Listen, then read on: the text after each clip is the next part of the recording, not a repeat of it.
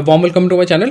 तो दोस्तों आज हम वीडियो में बात करने वाले हैं टाटा पावर कंपनी के बारे में। सो दोस्तों इस वीडियो को बनाने का मकसद यही है कि बहुत सारे लोगों ने मुझे पूछा है, क्योंकि काफ़ी टाइम हो गया है। अगर आप कंपेयर करके देखो पावर सेक्टर में मेनली जहाँ पे बहुत ज़्यादा लोगों ने इन्वेस्ट किया है, पहले पैसे भी कमाए हैं, अदानी पावर एंड दूसरा है टाटा पावर। टाटा पावर थोड़ा सा स्लो मूविंग काउंटर डेफिनेटली है, क्योंकि एक बहुत बड़ी कंपनी है तो चलने में भी थोड़ा टाइम लगता है। लेकिन अदानी आपको पता है रातों रात लोगों को बहुत पैसा बना के दिया है। उसने 100 रुपये के भाव से अदानी पावर ने पैसा डबल भी करके दिया हुआ है, लेकिन वहाँ पे भी वो कहीं ना कहीं अभी फंसा हुआ है। अगर आप अदानी पावर का भी चार्ट यहाँ पे देखो तो बहुत टाइम से एक स्ट्रेट एक कंसोलिडेशन मोड ही आप कह लीजिए। देखिए 1 साल से ऑलमोस्ट एक ही लेवल पे यहाँ पे फंसा पड़ा हुआ है।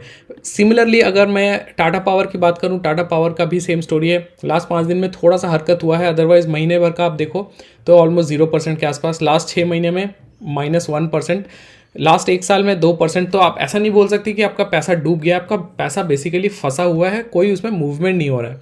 तो ऐसा जब कभी कोई बड़े स्टॉक में होता है, ऑब्वियसली इसको हम एक कंसोलेशन फेज मानते हैं। एंड ये कंसोलेशन फेज से जब कंपनी निकल के बाहर आता है तो बहुत ज़्यादा पैसा बना के लोगों को देता है।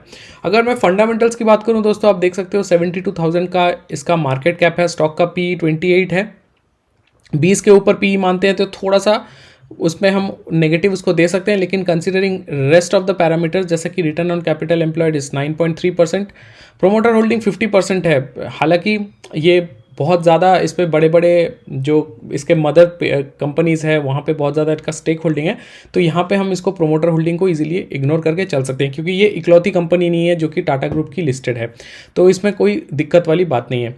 Return on asset 2%, dividend yield 0.78%। छोटी कंपनी है, छोटा शेयर का प्राइस है, फिर भी डिविडेंड कंपनी यहाँ दे रही है। सबसे इंपॉर्टेंट है दोस्तों सेल्स ग्रोथ। आप देखिए स्टॉक में मूवमेंट नहीं है, लेकिन डेफिनेटली सेल्स का इनका ग्रोथ हो रहा है। इसका मतलब है कि कहीं ना कहीं वो अपना जो बिजनेस है उसको एनहांसमेंट करने के लिए यहाँ पे पैसे लगा रहे हैं। प्लेज्ड शेयर्स की बात करें 1.4%, इतनी बड़ी मैसिव 70,000 की कंपनी है, प्लेज्ड शेयर्स बिल्कुल भी नहीं है ऑलमोस्ट। बुक वैल्यू 80 का है, बुक वैल्यू से ऊपर ये ट्रेड कर रहा है। Return on equity is 8.4% and अगर आप EPS की बात करो तो 7.96% है। सो दोस्तों हमेशा मैंने जो इंट्रिंसिक वैल्यू के वीडियो बनाए हैं उसमें मैंने बेंजामिन ग्राहम का फॉर्मूला यूज़ किया है। उसके हिसाब से ग्राहम नंबर आपको 120 दिख रहा है, तो ग्राहम नंबर से ऊपर डेफिनेटली ट्रेड कर रही है। लेकिन हमेशा ग्राहम नंबर ही आपका डिसाइडर फैक्टर नहीं होता है, उसको आपको दिमाग में नहीं रखना है। 52 वीक हाई लो की बात करें तो 300 तक का लेवल यहाँ पे दिखा चुका है।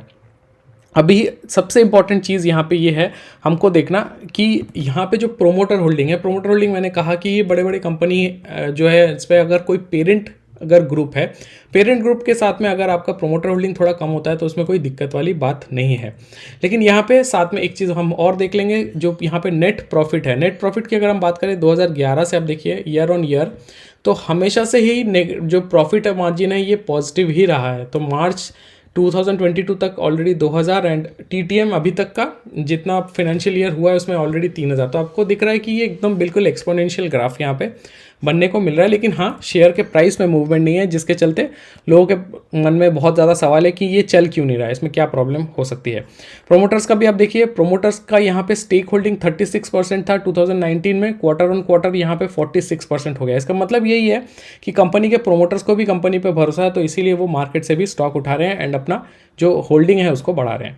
अभी अगर चार्ट पे आते हैं दोस्तों, जैसा मैंने कहा क्लियर कट एक कंसोलिडेशन फेज था, वहाँ से एक ब्रेकआउट आता हुआ दिखा है। तो ऑब्वियसली जो लोग बने हुए हैं वो तो लॉन्ग टर्म बने ही रहेंगे, लेकिन जो लोग अभी इन्वेस्ट करना चाहते हैं ये बहुत बेहतरीन टाइम है। आप यहाँ पे बिंदास अपना पोजीशन ले सकते हो। यहाँ पे अगर आप एंट्री लेते हो तो आपका शॉर्ट टर्म टारगेट 240-250 के आसपास, ये इंट्राडे तो मैं नहीं कहूँगा क्योंकि इंट्राडे में इतना मूवमेंट आपको नहीं मिलेगा, लेकिन आप एक यहाँ पे महीना भर का अगर आपका होराइजन है तो 240-250 इस रेंज पे आपको आराम से यहाँ पे टारगेट आता हुआ दिख सकता है। क्योंकि ये जो बॉक्स है ये जैसे ही उसको तोड़ देता है तो ये आपका इमीडिएट टारगेट बन जाएगा एंड देन ये वाला जो प्राइस है आपका यहाँ रेजिस्टेंस बनेगा 230-235 के आसपास।